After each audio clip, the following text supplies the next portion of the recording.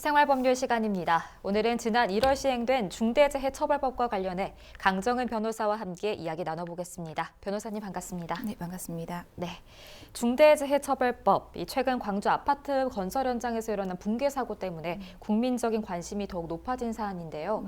이 중대재해처벌법이 무엇인지 간략하게 소개 부탁드립니다. 먼저 쉽게 말씀을 드리면 사업주 또는 경영 책임자 그리고 법인에게 안전보건 확보에 대한 의무를 부과하고 만일 중대재해, 중대산업재해와 중대시민재해가 발생하면 그 기업과 경영 책임자에게 책임을 물을 수 있는 근거 법령입니다. 네. 2022년 1월 27일자로 지금 시행이 됐고요. 사업 또는 사업장 또는 공중이용시설 및 공중교통수단을 운영하거나 또 인체에 해로운 원료나 제조물을 취급하는 경우에는 각 사업주나 경영 책임자가 그 종사자와 또 시민의 생명과 신체를 보호하기 위해서 안전 및 보건 조치 의무를 준수해야 된다는 법률입니다. 네, 기존의 산업안전보건법과 비교했을 때 범위도 더 확장되고 처벌 수위도 더 높아졌는데요. 이렇게 중대재해처벌법이 제정된 배경은 그럼 뭘까요?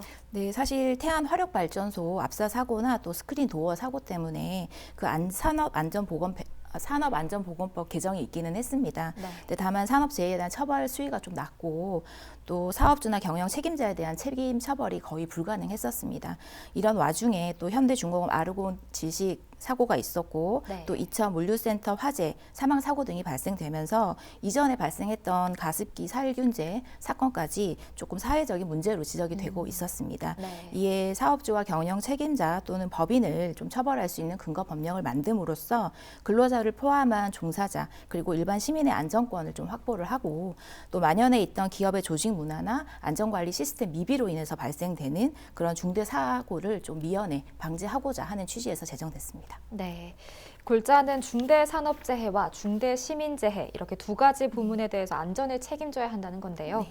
중대산업재해와 이 중대시민재해에 대해서도 설명 네, 부탁드립니다. 우선 중대산업재해 크게 세 가지로 나뉩니다. 첫 번째, 사망자가 1명 발생한 경우고요.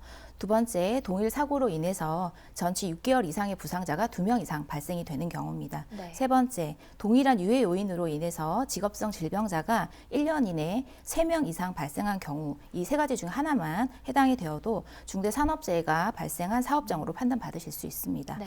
그리고 중대시민재해도 역시 세 가지고요. 첫 번째, 특정한 원료나 제조물 그리고 공중이용시설과 대중교통수단의 설계, 제조, 또 설치, 관리상 결함으로 인해서 사망자가 1명 이상 발생되거나 또 두 번째, 동일한 사고로 2개월 이상 치료가 필요한 부상자가 10명 이상 발생되거나 세 번째, 동일한 원인으로 3개월 이상 치료가 필요한 질병자가 10명 이상 발생한 경우 중에 단 하나에 해당이 되더라도 중대시민재해로 판단받게 됩니다. 네, 그렇군요. 이 산업 현장에서 안전보건 확보 의무를 다하지 않았을 경우에는 이 사업주나 경영 책임자는 어떤 처벌을 받게 되는 건가요? 네.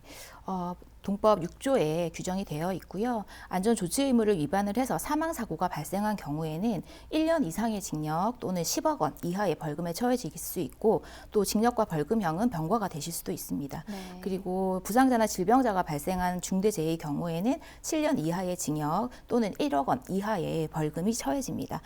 더불어 또 법인이나 또 기관의 경영 책임자 등이 그 법인이나 기관의 업무에 관해서 위반 행위를 해서 처벌이 되는 경우에는 이 법인과 기관에도 또 벌금형이 병과되실 수 있습니다. 사망사고의 경우에는 50억 원 이하의 벌금 그리고 부상자나 질병자의 경우에는 10억 원 이하의 벌금이 부과될 수 있습니다.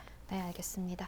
오늘 이렇게 지난 1월 시행된 중대재해처벌법과 관련해서 강정은 변호사와 함께 이야기 나눠봤습니다. 오늘 말씀 여기까지 듣겠습니다. 고맙습니다. 감사합니다.